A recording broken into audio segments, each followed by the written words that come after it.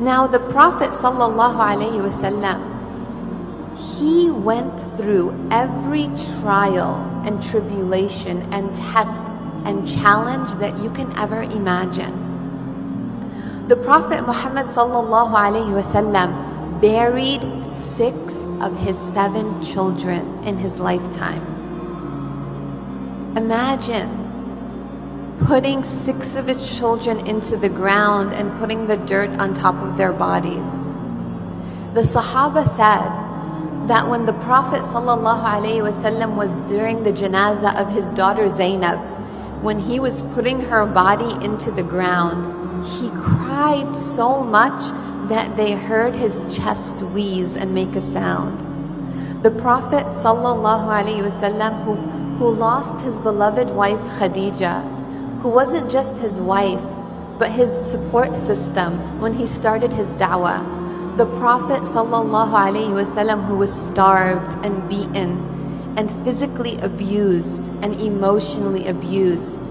The Prophet ﷺ felt pain that many of us could never even fathom, and he's the one who taught us these things. The Prophet ﷺ was actually kicked out of his home in Mecca, driven out, and he became a refugee and migrated to Medina. The Prophet ﷺ went through so much. And you know what he did? He reframed the way he looked at life's challenges. And he taught the Sahaba and us as well to do that.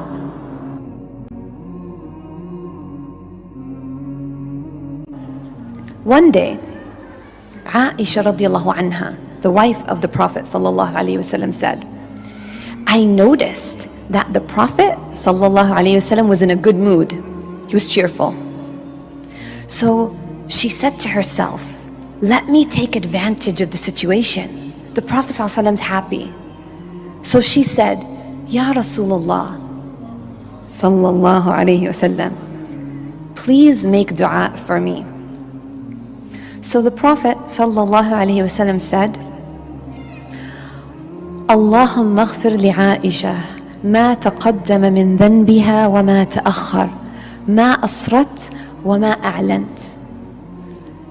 Oh Allah, forgive for Aisha all of her past sins and all of her future sins, the ones she did in private, in secret, and the ones she did in public, in front of someone. Now what do you think Aisha radiallahu anha's reaction was? She was overcome with joy. And she said, I started laughing. And have you heard of the expression that when you laugh, you kind of fall? She said, I laughed so much, I fell into the lap of the Prophet sallallahu alaihi wasallam. And so the Prophet sallallahu alaihi wasallam said, he was puzzled. Aisha, does this dua make you happy? And she said, yes, Ya Rasulullah. Why wouldn't this dua make me so happy?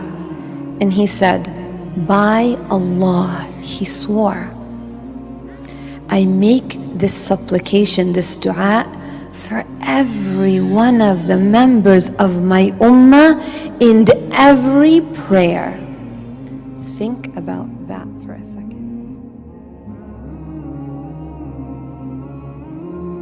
One day he was sitting and he was visibly sad.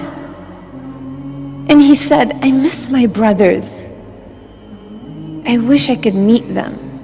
And the Sahaba said, Ya Rasulullah, we're right here. Aren't we your brothers? And he said, no, you are my companions. My brothers are those who will come later. And they'll believe in me, even though they never saw me. That's you. The Prophet ﷺ missed you. The Prophet ﷺ longed to meet you.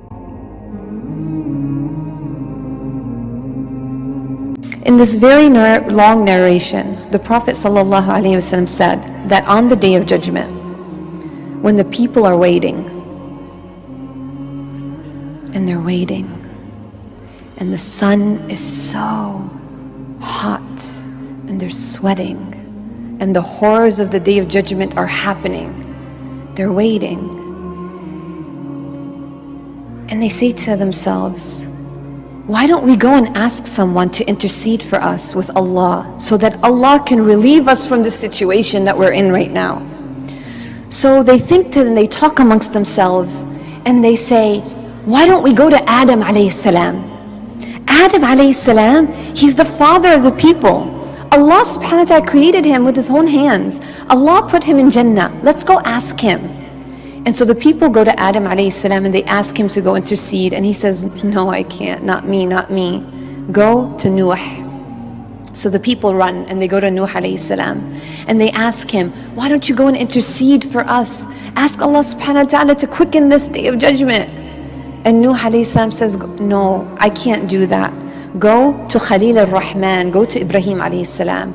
And so they go to Ibrahim alayhi salam and they ask Ibrahim alayhi salam, oh Ibrahim, you're Khalil Allah. Ask Allah subhanahu wa ta'ala to hasten this day for us. And he goes, no, not me, not me. Go to Isa alayhi salam. So they go to Isa. Every prophet tells them, go to some other prophet, go to some other prophet. Isa alayhi salam goes, no, not me.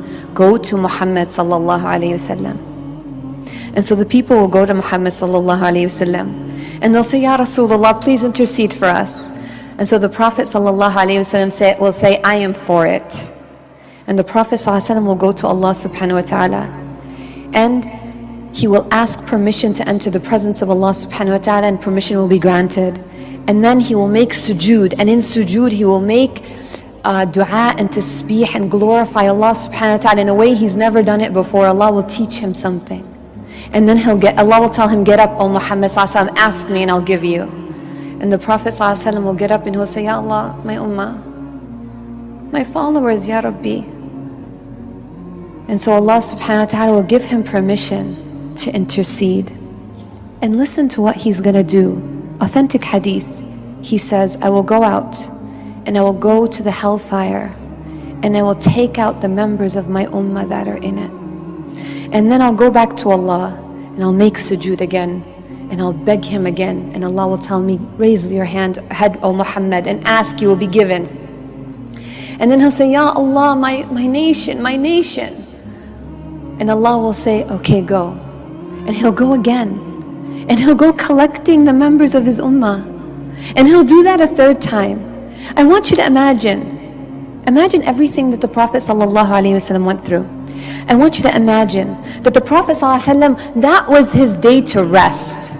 After 23 years of trial and tribulation, after 23 years of fighting for this ummah, helping this ummah, teaching this ummah, it was his time to go to Jannah and rest. But he didn't want to enjoy the pleasures of Jannah without you.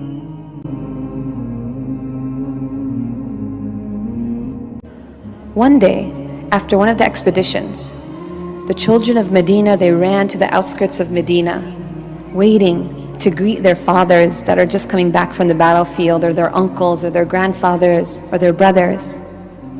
And amongst them was Bashir.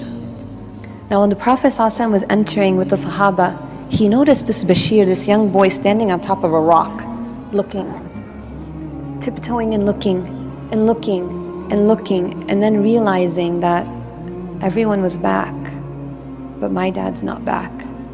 And the Prophet ﷺ would stay at the end of the army to ensure that everyone was moved forward.